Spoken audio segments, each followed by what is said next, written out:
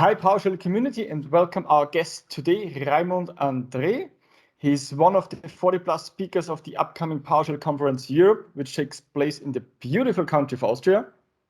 Raimund, thank you very much for your time. Would you please introduce yourself a little to the community so we get a better idea of who you are and what you do? Sure. Hi community. Yeah, my name is Raimund and I'm with Microsoft since quite a long time, since 2002, almost 20 years.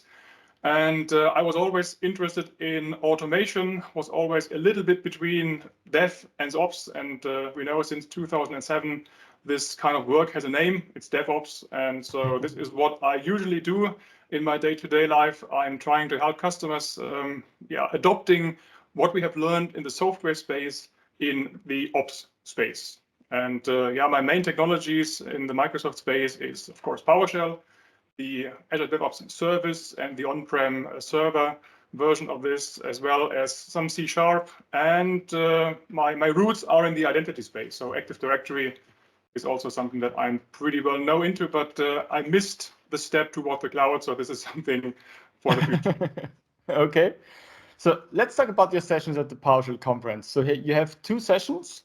The first one is the DSC project blueprint, or how to start a DSC project the right way. And the second one is the PowerShell module toolbox and templates for continuous delivery. So would you tell us a little bit about your sessions and why should the attendee visit especially your sessions? Yeah, long titles. Yes, long and complex titles. Yeah.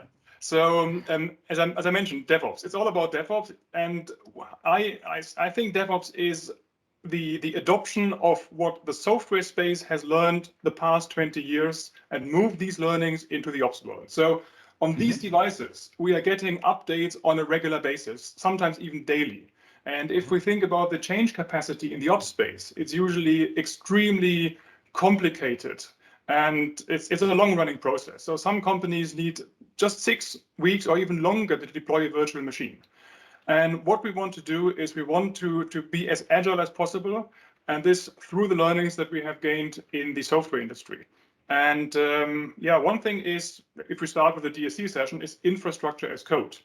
Right, it's a pretty well-known topic in the cloud world nowadays to have a software-defined network infrastructure, software-defined hardware infrastructure, and we want to have the same in the Windows on-prem space or even cloud space if we are talking about virtual machines, which means that we have everything in a configuration database, and the configuration database is the blueprint for our deployment. If we want to do changes, we are not doing these changes using imperative scripting like PowerShell, or using the good old RDP way, remote desktop into the machine. We want to do it using just a change in the configuration database.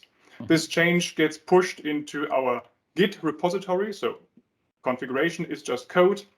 Like nowadays, also documentation is treated as code.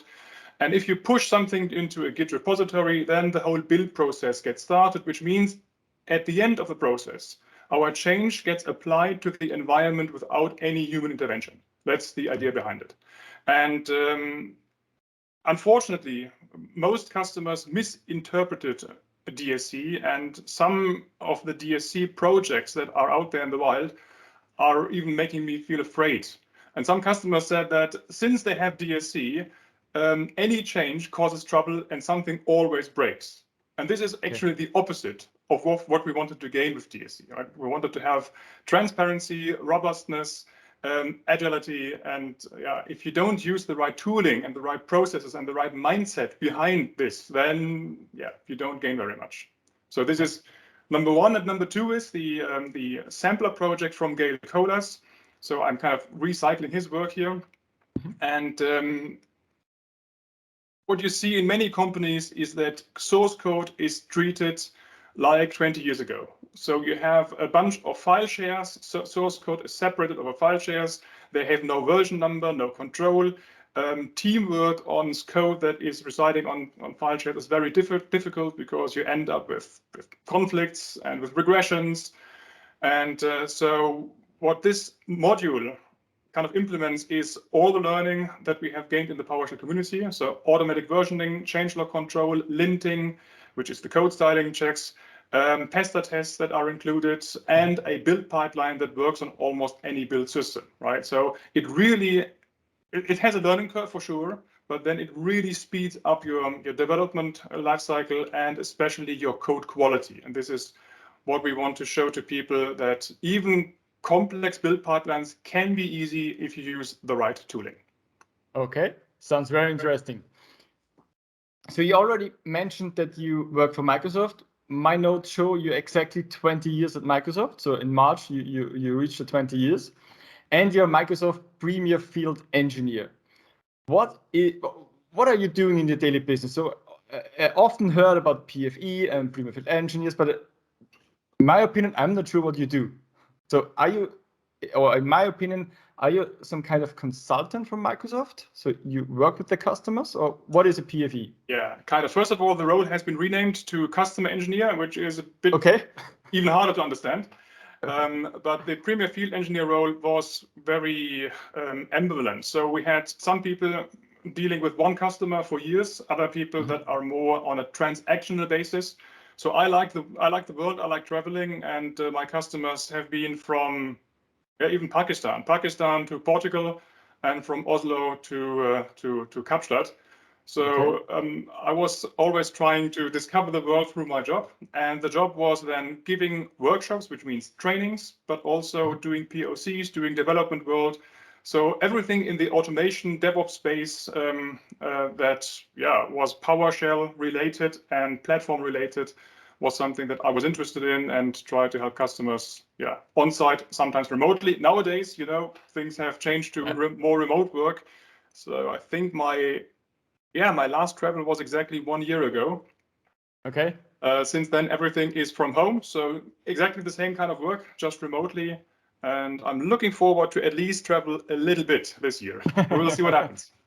So you work directly with the customers and, yes, and do the workshops. You also do consulting and Okay. Yeah. So that's the role. Okay. Especially in the stuff that we are going to cover at the PowerShell conference. So everything that is DSC related, sampler related. Now I have, I think, 5-6 customers that are trying to implement the sampler project into their release pipelines. We are not only telling them, yes, there is a solution and this is how it looks like. We are also helping them onboarding the solution and getting up to speed. Okay. So usually now I ask the questions if you ever have been in Austria before. As you are near the Austrian border, I assume that you visited Austria before, so I will skip this question. Of course, a number of times. Okay. But when you think about Austria, what comes in your mind? So what is typically for you when you think about Austria? I remember a quote from Karl Kraus. He once said in Berlin or Germany, things are serious but not hopeless, and in Vienna things are hopeless but not serious. So I really like the Austrian mentality of keeping everything a little bit more with humor and with with a little nicer touch. Not as efficient maybe as in the northern part of Europe, but in a much nicer way. Yeah, and I especially like the nature, the food, almost everything. Okay. So do you plan to stay longer in Vienna or in Austria, or just for the conference back and forth? Completely unsure. So actually we planned a long vacation in Russia, and I just changed the vacation dates to be able to attend the conference. And after the conference, we wanted to go to Novosibirsk then, but considering the current situation, nobody knows what happens. So if the vacation is not going to happen, then I think a couple of days in Austria in June is something that is a must, kind of.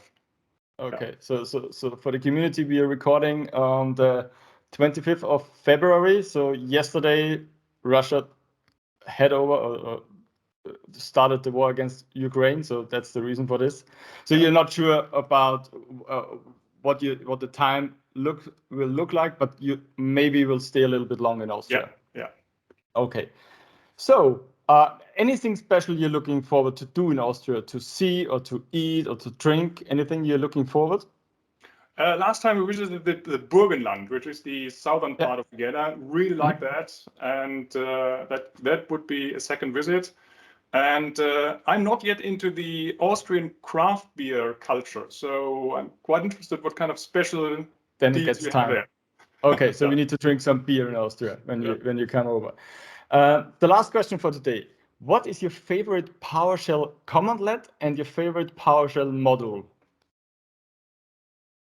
Okay, I mean, we are all a little bit subjective here because we are all in the PowerShell space and create our own stuff. So I really like Automated Lab, which we have started 5, 6, 7 years ago, a tool to deploy test environments in Azure or in Hyper-V, including services that are running inside the VMs.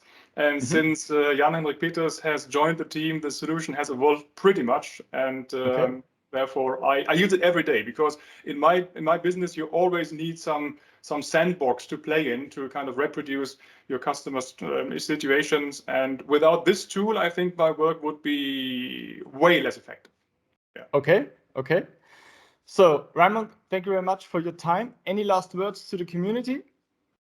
I'm very much looking forward to see all you guys because 2 years with only seeing people on cameras and remotely was pretty tough for me. So yeah. I'm looking forward to June. So doing all the videos I did in this recording, I think mostly everyone said he's really looking forward to see everyone in person. Yeah. So okay. So once again, thank you very much for your time. Looking forward to meet you in June in Austria, and we will drink some beer and have a nice weekend. Bye bye. Bye bye.